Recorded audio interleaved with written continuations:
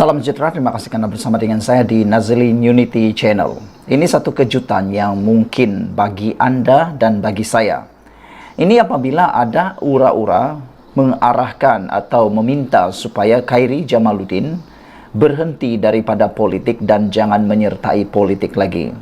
Mereka kata, lebih baiklah Khairi Jamaluddin berhenti politik dan mengurus sahaja kekayaan di luar sana. Selain daripada itu, ada juga netizen kata, kalaupun Khairi Jamaluddin mahu masuk politik semula, mereka mencadangkan supaya Khairi jangan masuk ke mana-mana parti yang ada sekarang. Mereka mencadangkan supaya Khairi membuat atau menubuhkan saja parti baru. Kerana parti-parti yang ada pada waktu ini, kata mereka, tidak sesuai dengan Khairi Jamaluddin yang merupakan boleh dikata sebagai seorang yang bersih, yang mempunyai jati diri, perjuangan tersendiri dan sebagainya. Namun demikian hari ini ada satu laporan mengatakan bahawa elok Khairi Jamaluddin jangan kembali ke politik. Diusik sudah rosak apabila menjadi individu berbeza berbanding sebelum bekas Menteri Kesihatan Khairi Jamaluddin tidak terkilan dengan gurauan sedemikian, sebaliknya selesa dengan kehidupan sekarang. Kata Khairi atau nama mesra disapa sebagai KJ, 48 tahun, dia seronok menjalani karier terkini selain menegaskan tiada keperluan untuknya kembali ke dunia politik. Tak tahu lagi, tapi apa yang saya boleh katakan, saya tengah seronok dengan kerjaya sekarang, kata beliau. Jadi tiada apa-apa keperluan untuk saya kembali ke dunia politik untuk buat masa ini, kata Khairi lagi. Cabang saya masih lagi berada di mata publik sebagai seorang podcaster, DJ dan sebagai duta era eksklusif, tapi ke mana selepas ini belum tahu lagi, katanya kepada Cosmo Online. Rezeki mencurah-curah dalam pelbagai lapangan. Lelaki tinggi, gelap dan tampan itu mengakui teruja apabila dilantik menjadi duta pakaian produk tempatan Era eksklusif pada tahun ini. Saya sangat teruja untuk bersama kempen raya Era eksklusif pada tahun ini. Saya setuju untuk kempen Era ini pun sebab pemilik dia El Azman. Pendapat saya, dia seorang usahawan tempatan yang berjaya dan saya juga suka memartabatkan baju Melayu, kata Khairi.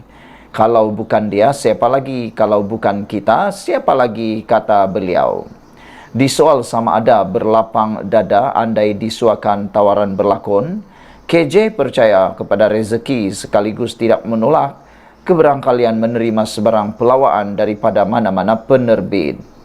Kata Khairi, kalau ada rezeki tawaran untuk berlakon filem dan sebagainya, insya-Allah, katanya pada majlis tayangan premier filem pendek Era eksklusif semalam. Sebelum ini KJ mencuri perhatian masyarakat dengan berubah profesion dari dunia politik ke industri hiburan, termasuk menjadi penyampai radio Hot FM, podcaster dan kini sibuk dengan kempen raya untuk produk tempatan.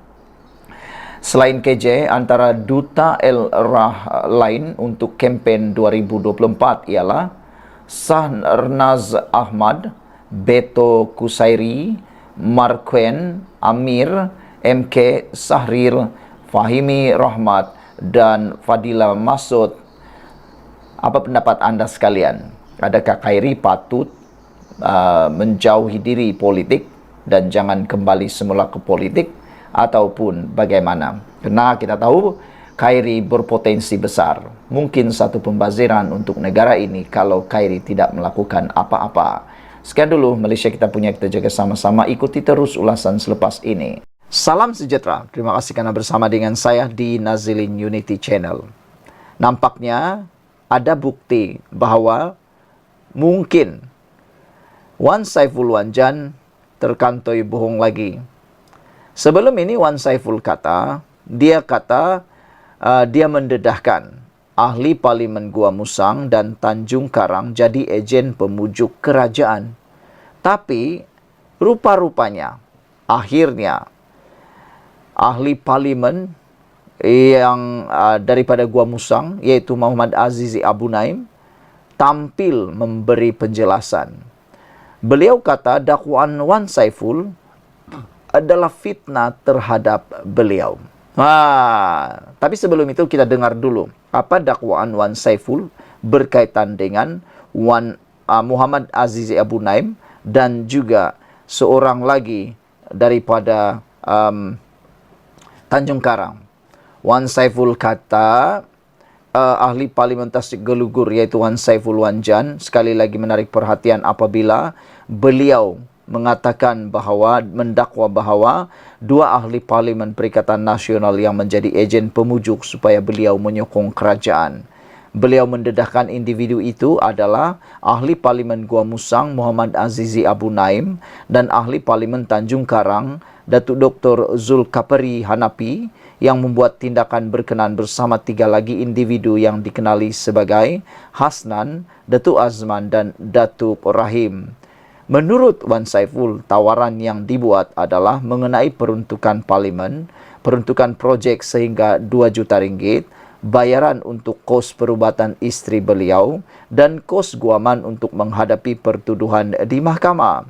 Ada juga token yang tidak dinyatakan jumlahnya dan juga pengguguran kes saya di mahkamah, kata Wan Saiful. Beliau kata tawaran itu dibuat oleh ahli parlimen Gua Musang bersama 2 orang individu yang memperkenalkan diri sebagai Hasnan dan Datuk Azman pada 17 Januari 2024, kata beliau.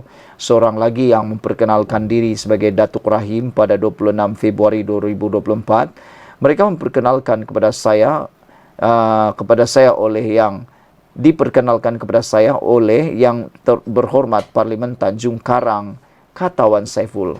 Tapi nampaknya tidak lama selepas dakwaan tersebut, ahli Parlimen Gua Musang tampil memberikan penafian dan ada netizen kata Wan Saiful tak serik lagi menimbulkan suasana, kata mereka.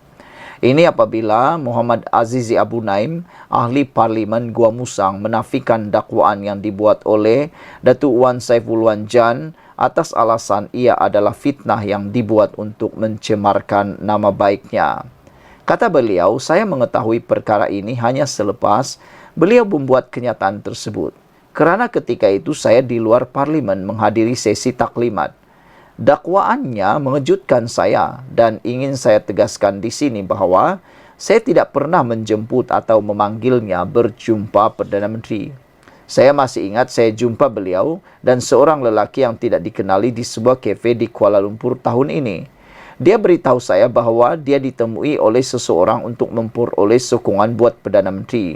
Dan saya menunjukkan butiran dan perjanjian yang akan saya peroleh dengan menyokong Perdana Menteri. Saya memberitahunya saya mendapat peruntukan sama seperti ahli parlimen lain di dalam kerajaan perpaduan. Untuk saya, kenyataannya tidak berasas dan bertujuan memfitnah saya. Jika benar, dia boleh kemukakan bukti seperti rakaman suara atau saksi yang menyokong dakwaannya, katanya lapor NST. Azizi berkata, beliau akan berbincang berkenaan dengan Speaker Dewan Rakyat sebelum mengambil langkah seterusnya ke atas Wan Saiful. Hari ini Datuk Wan Saiful Wanjan, PN Tasik Gelugur, mendakwa bahawa 2 orang ahli parlimen cuba mempengaruhinya, termasuk ucapannya agar menyokong kerajaan perpaduan. Beliau turut menamakan ahli-ahli parlimen berkenan, iaitu Muhammad Azizi Abu Naim, PN Gua Musang dan Datuk Dr. Zulkapari Hanapi, PN Tanjung Karang. Tawaran-tawaran ini dibuat oleh Gua Musang dan 2 individu yang dikenali sebagai Hasan dan Datuk Azman pada 17 Januari. Satu lagi dibuat oleh individu yang perkenalkan diri sebagai Datuk Rahim pada 26 Februari setelah diperkenalkan oleh Tanjung Karang, kata Wan Saiful. Antara tawaran yang dibuat ialah peruntukan kawasan parlimen, peruntukan projek 2 juta ringgit, bayaran kos perubatan isteri saya, kata Wan Saiful, bayaran guaman kes mahkamah dan juga jumlah sagu hati dan juga kes mahkamah saya akan digugurkan, kata Wan Saiful lagi. Saudara-saudara sekalian, ini mula menjadi panas sekali lagi dan mereka kata, adakah sekali lagi Wan Saiful akan terjerat diri sendiri dan akan menarik balik kenyataannya seperti yang pernah dibuat sebelum ini apabila Timbalan Perdana Menteri Zahid Hamidi mahu mengusulkan supaya Wan Saiful digantung parlimen 6 bulan, tetapi akhirnya Wan Saiful menarik balik kenyataan beliau. Sekian dulu untuk kali ini. Jangan lupa share video ini. Kita jumpa lagi. Bye-bye.